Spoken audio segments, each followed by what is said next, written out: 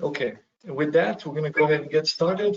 So for some of you guys who have not met us or know who we are yet, we are passionate, collaborative, straightforward. Chemical plant explosion, and Is there a question?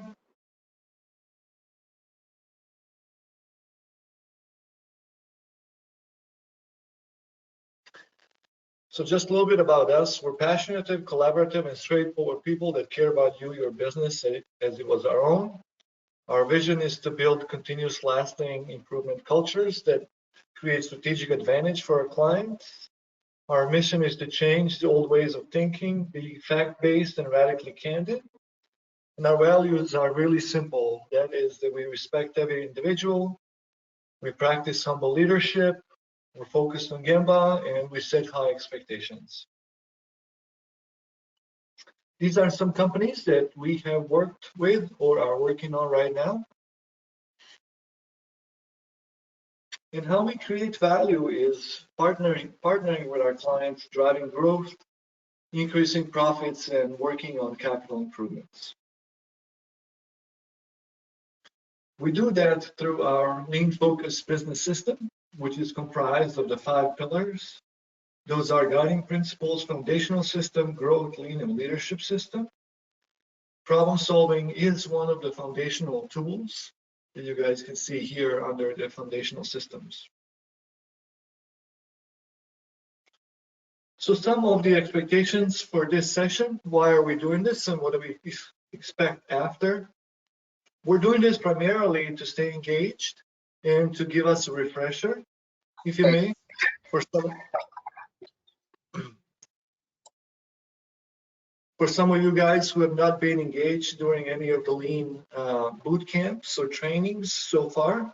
If this is brand new, we're hoping that you can learn something from it and use it in your day in and day out work. We also would like to encourage you that if you never tried it, to go ahead and try it, and then reach out to your CI department. They can reach out to me and we can see if we can coach you along the way. So there are no expectations of perfection. This is to help us stay fresh, keep us moving forward, and see if we can learn something from it that we can use day in and day out. When we are learning anything new, we go through from learning, doing to teaching process. During the learning phase, there's a lot of confusion and struggle, which is expected. And really the only way for us to learn is by doing something. Therefore, our recommendation to try, no expectations of perfection. And then once we start putting in the reps and we get better at it, this is where coaching and self-reflection time starts, that we can use to work on improving ourselves and starting to move into a teaching phase where we are the ones creating practitioners and reinforcing the cultures.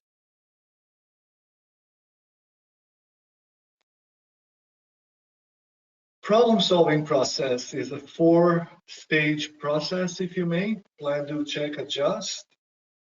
Planning phase.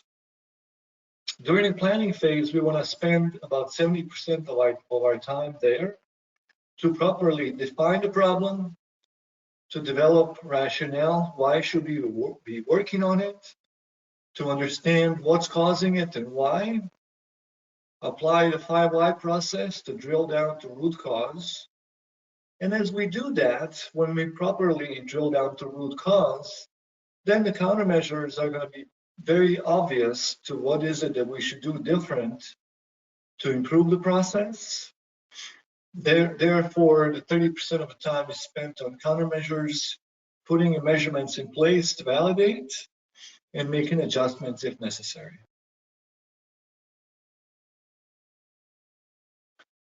To simplify it, it's basically understanding where are we today and where do we want to go, what's currently happening, what is that standard or a goal, and apply problem solving towards the standard.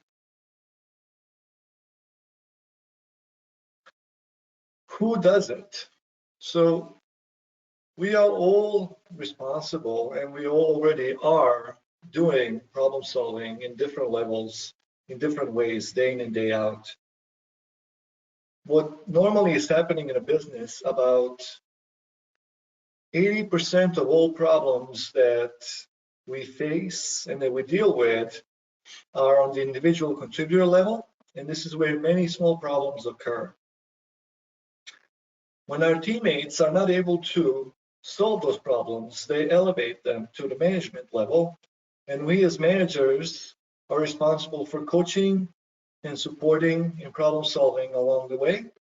So this is where we are dealing with approximately 15% of the problems in a company, and now these become more complex problems. For the problems that managers cannot solve, we ask them to escalate or elevate them to the leadership level. And we too, as leaders, are responsible for coaching and applying problem solving. And this is where we see about 5% of the problems. And those are primarily large, complex, multi-year problems that we're working on. So everyone is responsible. And one of the most important things is that leaders teach. And we're here to coach and lead our teams, leading by example, by applying the problem solving. We can see that in this chart, different levels where we are in a company, from individual contributor to senior management, to where we should be, where and how we should be spending our time. So when we are on the individual and supervisor level, majority of our time is spent or should be spent on daily management, Kaizen, and problem solving, where senior management should be spending majority of their time on strategy deployment, some on Kaizen and problem solving.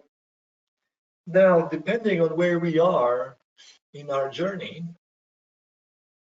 some of our senior leaders, because we're not where we want to be, may need to get engaged and support the rest of the team during this journey until we become really good and versed in daily management, Kaizen, and problem solving. Then once we have more people that are capable and able to do so, we can focus more on strategy deployment.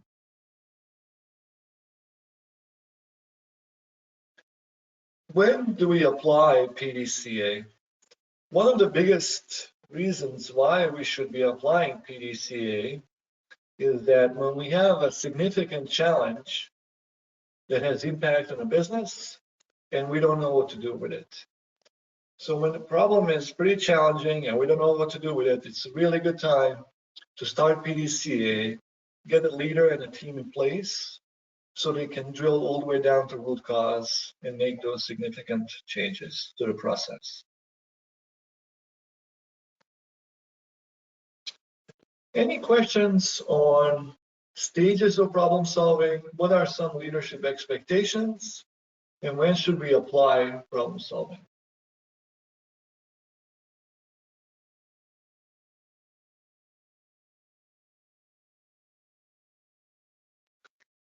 If that was pretty clear, the next step is to start working on properly defining the problem. Every problem starts as a seed. That seed is watered, and over time, roots emerge, trunk emerges, and leaves start to show up. This is where we start really feeling what is the challenge that we're facing. Over time, the problems become bigger, more challenging, more complexing. One of the things that we're going to learn is how do we differentiate from symptoms to properly define the problem to the causes. Here we have a tree example where we're using a tree concept to differentiate between symptoms and causes. So in this example here, we have an on-time delivery miss. And some of the things that we are feeling is angry customers are either telling us directly, emailing us, or calling us. We can see that we're not meeting our revenue targets. we're paying expedited shipping costs, and some customers are actually canceling the orders. So these will be all the significant things that we would feel. Our job as the problem solvers is not to react to the symptoms, but to really approach it from cause perspective.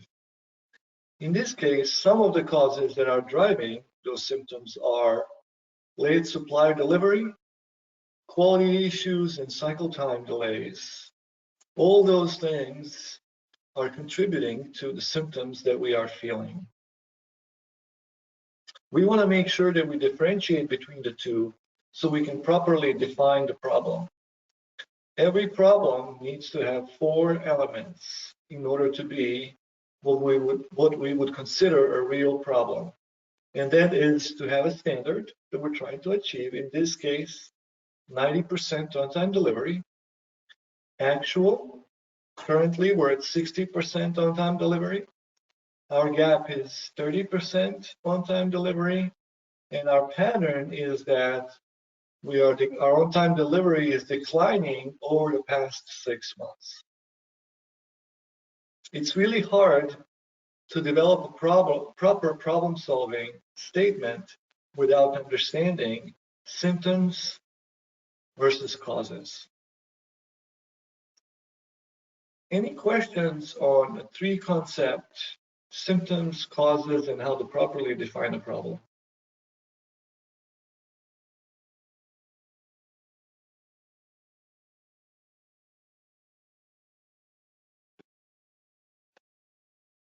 If that was pretty clear, we move on to the how to properly define a problem. So even though I mentioned it before, we want this to be repetitive because we really want it to sink in. So it's really important that we understand where we are today, which means what is our actual, what's the standard or goal where we want to be, so we can see what is the gap that we need to close. Another really important part of the problem statement is pattern. We want to make sure we understand how is that metric behaving over time. Is it getting worse? Is it getting better? Is it staying pretty flat? Is it getting worse fast? And how fast should we act? So every problem statement should have 4 elements of gaps, standard, actual, gap, and a pattern. Once we have developed our problem statement and we have separated symptoms from causes, we need to work on developing and building a rationale to why is this problem significant and why should we be working on it. So some of the questions that we want to answer during this phase is, why does this problem matter?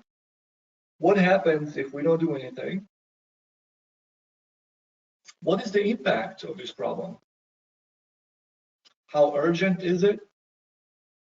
Who should be involved in solving this problem? What's going to be our strategy? And why should we be the one owning this problem? When we answer these questions, it really helps develop that elevator speech so that we can rally the rest of the organization behind us. When people know why we're doing something and why we are asking them to do something, they are much more likely to get on board and support us versus not having clear understanding. Why does this problem matter and how important and significant is it?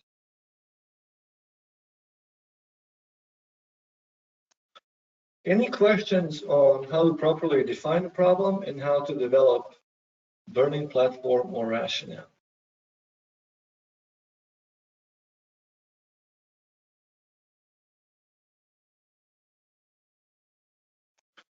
If you guys hear the background noise, that's my 8-week-old son crying. So he's just developing his lung capacity.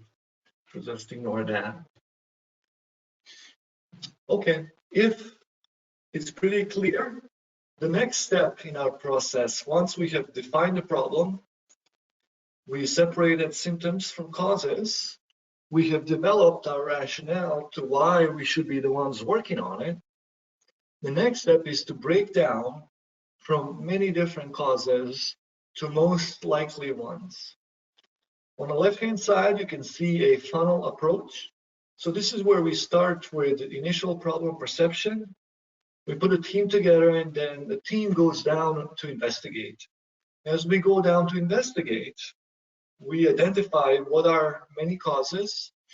Using questions who, what, where, when, and how, we drill down to better understand to what are those major contributors. Once we break them down to 2 or 3 major contributors, we apply the 5 why process to drill down to the root cause.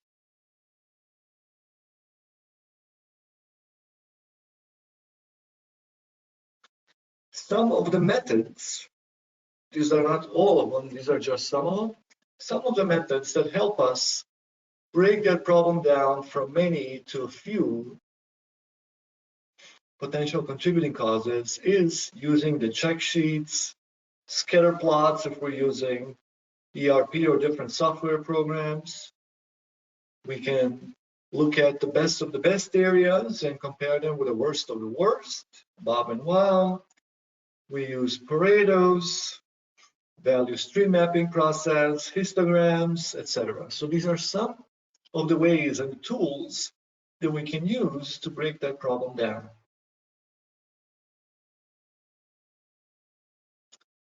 Sometimes we face a challenge of how big is the problem, who should be involved, and what tools we should be using. When we look at this diagram here, on the x-axis, we go from just do it, Kaizen, to problem solving, to strategy deployment. And on the y-axis, we have difficult, moderate, and easy problems. When we have an easy problem where it requires small team, where there's only a single point of a causes, this is where we would use check sheets, the 5 whys, simple tools to drill down to root cause and put the countermeasures in place. As our problems get more complex, as we move on to moderate, this is where we apply Kaizen and PDCA process. And some of the tools are Pareto's, value stream mapping, comparing between best of the best and worst of the worst, etc. So these are most of the time moderate cross-functional teams where we need teams to work on it, and they would take a little bit longer time to solve than a quick just do it. The most difficult problems are the ones that our leaders are take on, and this is where we use strategy deployment and action plans to figure out what do we need to do, and then start measuring as we start walking down that path what's working and what's not working. Any questions on problem complexity, which tools we should be using, and how does it work?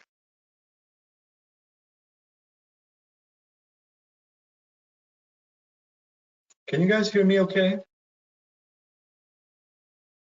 Yeah, I can hear fine. Okay. Good here. Yeah, I can hear. No Okay. problems. Okay. Once we understand the complexity and who should we be putting together, who should be comprised of our team members, next step in process is to break that problem down. One of the tools that creates a visual method for us to see where the majority of contributors are coming from is Pareto principle. We use Pareto principle to understand, again, where's the highest contributor, so that the time that we're going to spend is well invested and we get returns that we want for our hardworking times. Once we have developed our first level Pareto, which tells us what's happening and where is it happening, stays on a high level, we break that down to second level Pareto, which explains the reasons for the miss. So in this case, we as a team are choosing to only break the first level Pareto into the reasons and major contributing causes. In this case, the widgets are contributing 75% to the gap. We're choosing to break that down, and the reasons why widgets are contributing 75% to the gap to the back orders is due to not enough inventory on hand, higher demand than forecasted, and expired inventory.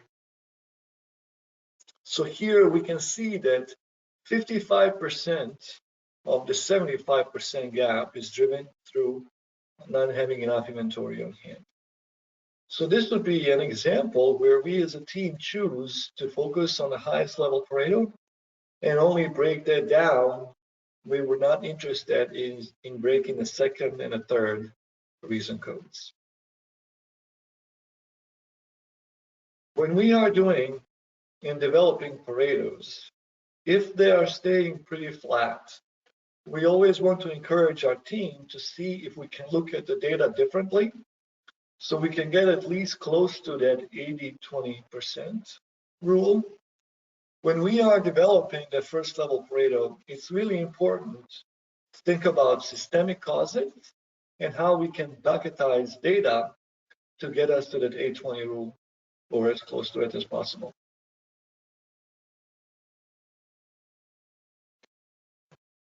Before we move on, we have learned on how to properly define a problem using gaps. We have talked about and learned about creating a rationale or burning platform. We learned about some tools and ways of breaking that problem down, and here we saw how we would break it down using Paretos. Any questions so far?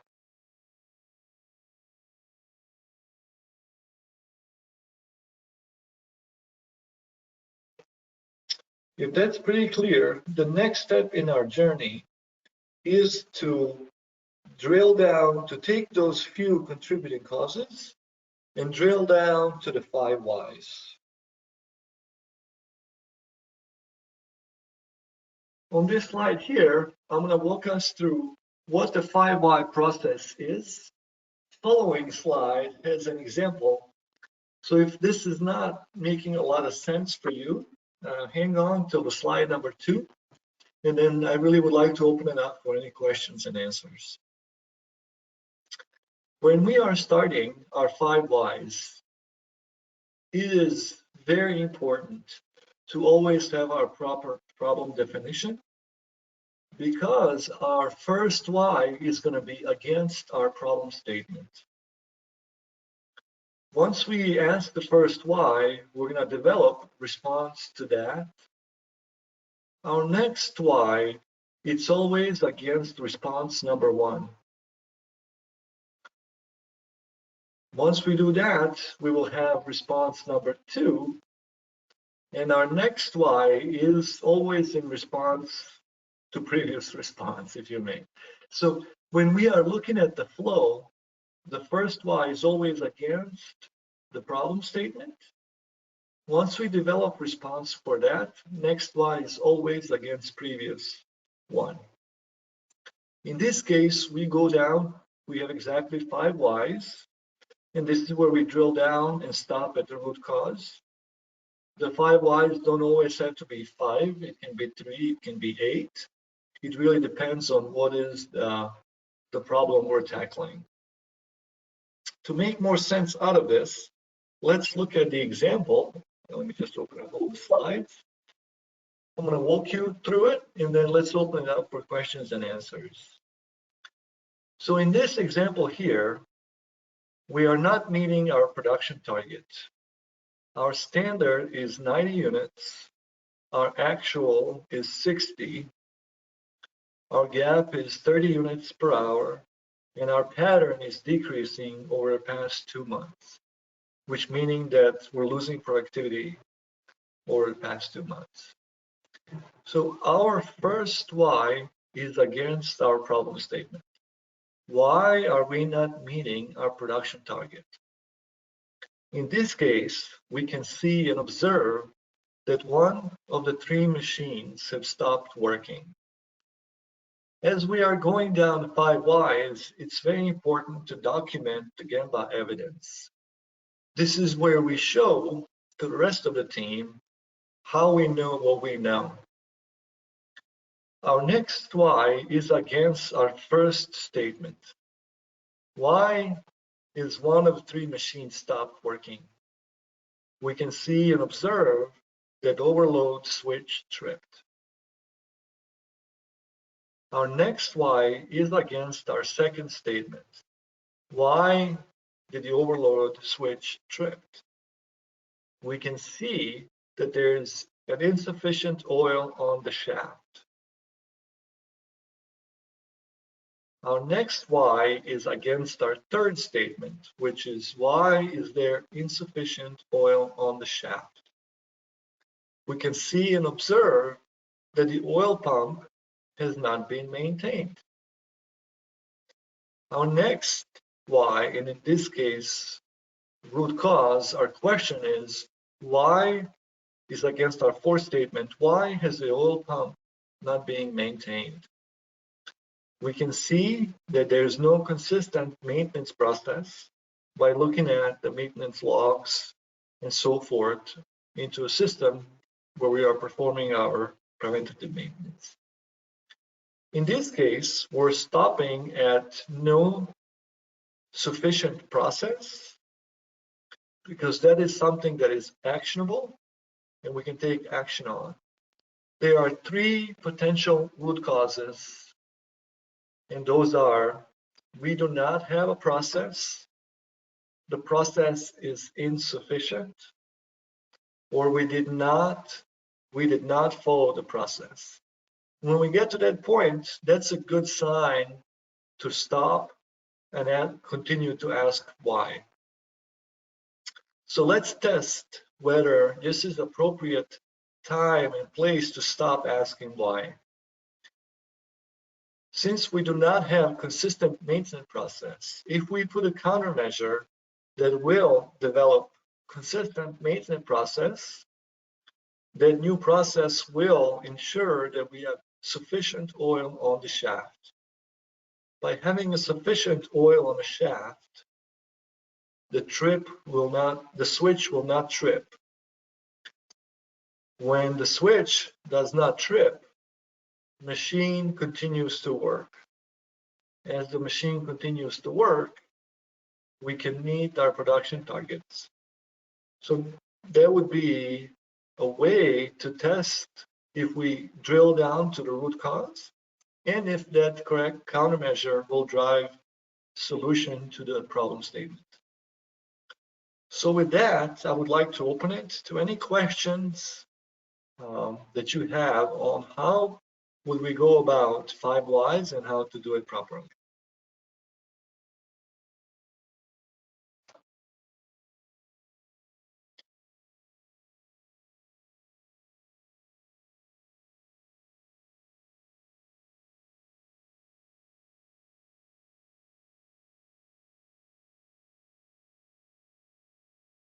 Was this helpful? Is it pretty clear?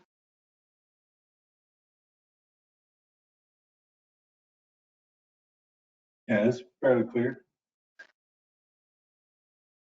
Clear to me. Clear to me. Okay. If it's pretty clear, we're going to continue forward.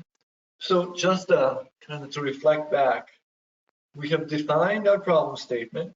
We separated symptoms from causes. We have our problem definition. We have developed a rationale to why we should be working on this problem. Why is it so important? We broke it down, in this case using Pareto's, to understand what and where is happening and why.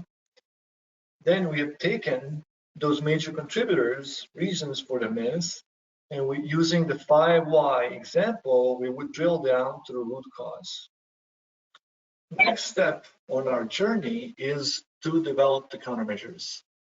Majority of the time, we are going to need a mix of temporary and permanent countermeasures. Temporary are the ones that do not address the root cause. They are the band-aids, but they are necessary to protect us and our customers, to stop the bleeding, if you may. while we put a team together to work on permanent countermeasures that will address the root cause, help us close the gap, and prevent problem from reoccurring. One of the things that we really want to think about when we are developing permanent countermeasures is how do we build them into the process so that our work of sustaining them becomes a lot easier.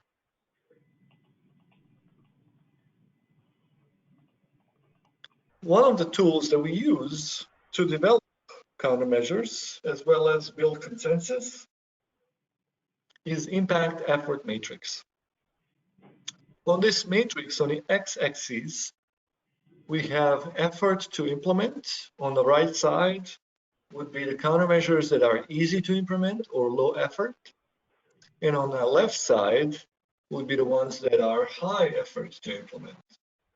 On the y-axis, top, we have high impact against the gap. And on the bottom, we have low impact against the gap.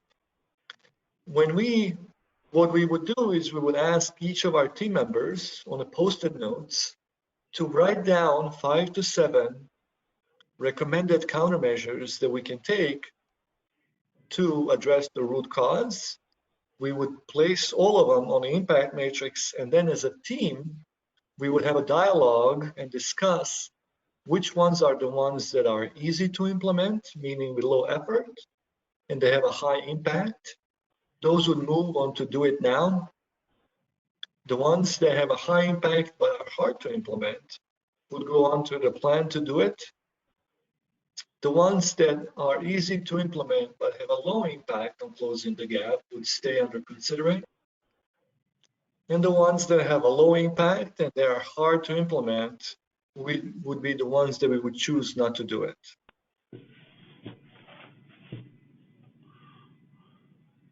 Any questions on impact matrix and how we would use it to help us gain consensus?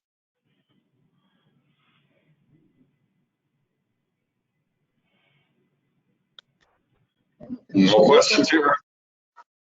Right. No, sir, no questions. No questions here. Okay.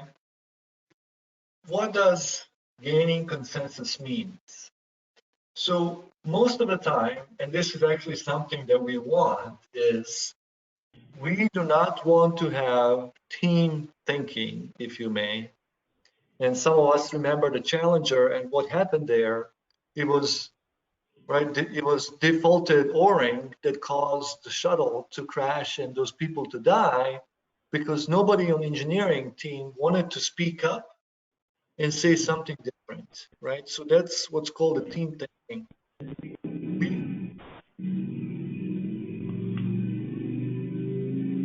We want to be cautious about team thinking, and we always want to welcome people that challenge our thinking just to make sure that we don't miss anything.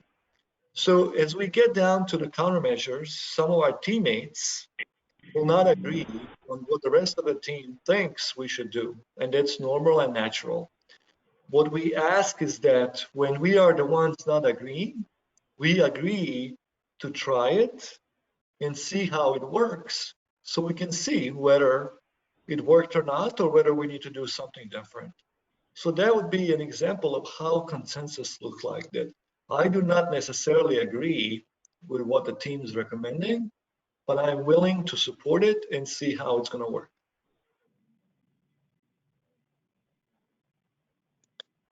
Once we put the countermeasures in place, now we go to measure and see if they are giving us what we want. So in this stage, we would measure, and if we're not getting the results that we want, we would put a team back together to look.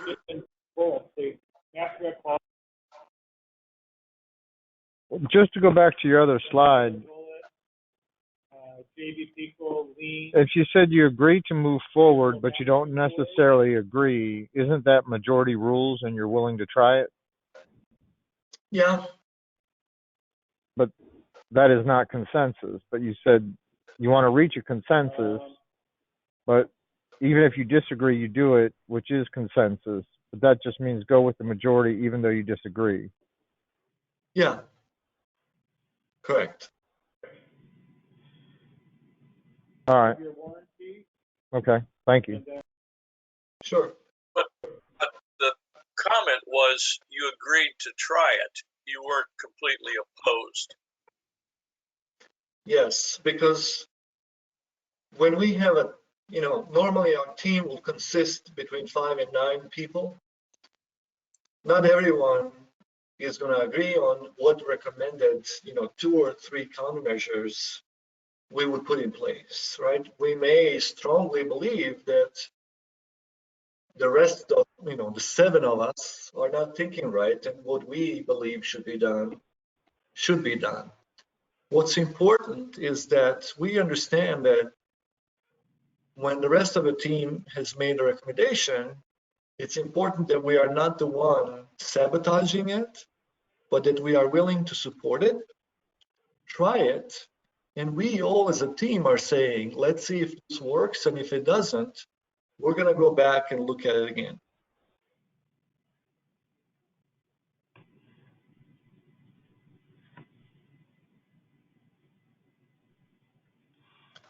Did I answer your question?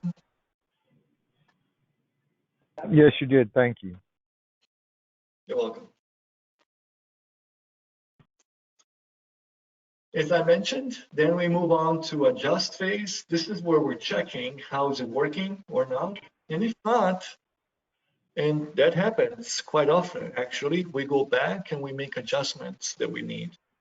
If everything is working the way it's supposed to, and we are getting much more better process improvements, efficiencies, etc., then we look, is there an opportunity to set the bar higher so we can drive continuous improvement? It's really important that we learn from each other and we share successes.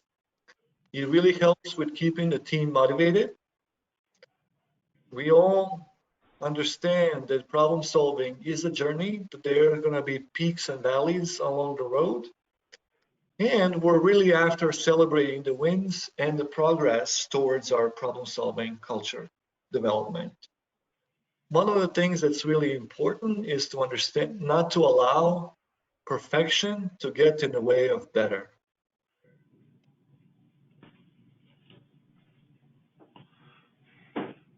Problem solving takes time, and just like the Rome, having a problem solving culture in our organization takes time.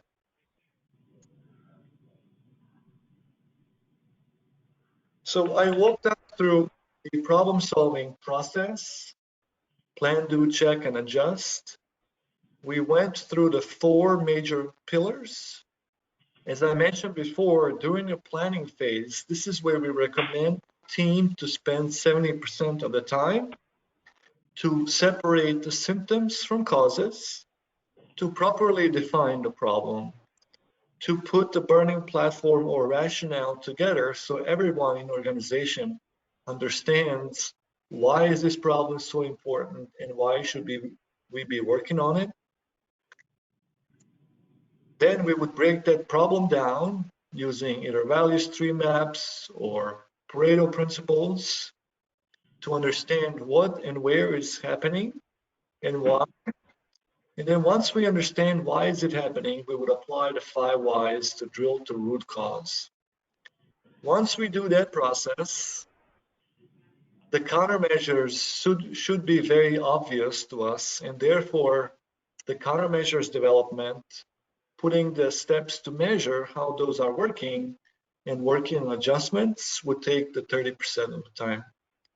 Some problems may take 1 day, some may take 5 days, and some may take 2 weeks. In either case, our expectations are 70-30 when it comes to planning phase and then doing checking and adjusting phase. As I mentioned earlier, this is not about perfection. It's about us getting better. So during the learning phase, there's expected confusion and struggle. We know that. That's why we encourage everyone to try it, because that's really the only way we'll learn how to do it. Once we put the reps, this is where coaching and reflection starts, so we can support you along the way. And then we are moving on to the teaching phase.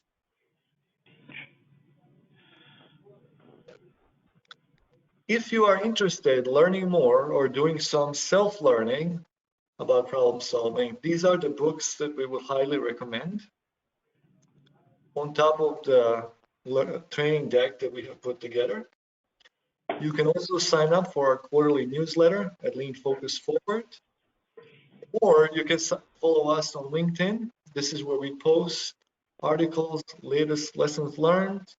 You would pick up little bits and pieces that hopefully you can use in your business, in your area, in your department to improve your business. So with that, we have about 15 minutes left. And I would really like to open it to any questions that I can answer on problem solving.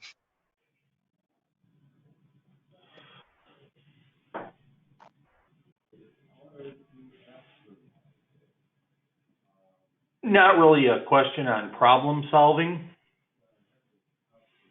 Okay. Is this presentation available to be printed out? Yes. So when you look on the dashboard of the webinar, there is a handout portion. Under the handout, if you click on that, there's a PDF file that's attached that you can download.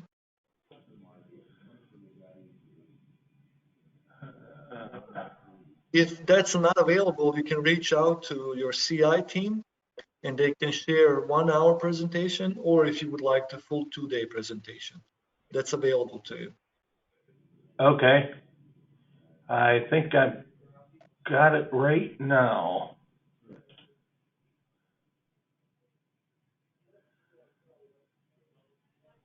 Yeah, it's just a 1 hour problem solving session, correct? Correct. About 35 slides. Okay. Yep. It's going right now. Thank you. You are very welcome. Any other questions or comments?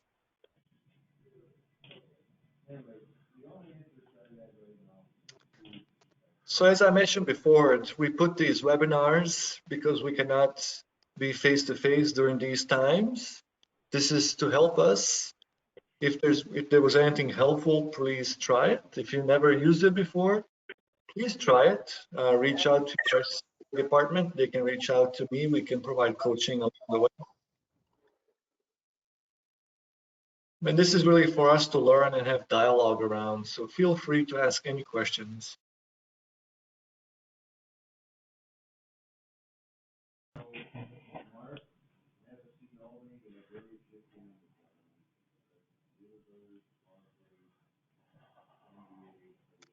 Was this helpful? It was. It's good. Thank you. Good Very good presentation. presentation. Thanks. Yes. Yes, it was helpful.